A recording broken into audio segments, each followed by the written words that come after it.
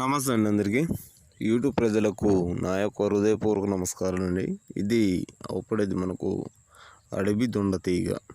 ఈ అడవి దొండ తీగతో మరుగుమందు ఏ విధంగా తయారు చేసుకోవాలి, మనకు కావాల్సిన వ్యక్తికి మనకు మరుగుమందు అనేది ఎలా పెట్టాలో ఈ వీడియోలో చెప్పబోతున్నాను.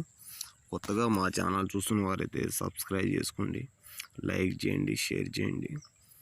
ఈ అడవి దొండ తీగ దీంతో పాటు మనకు 76 రకాల మూలికలతోని వాటి వేర్లతో అనేది మరుగుమందు అనేది తయారు చేయడం జరుగుతుంది. ఇది లిక్విడ్లో కలుస్తుంది, ప్లస్ మనము పౌడర్లో కూడా కలుస్తుంది.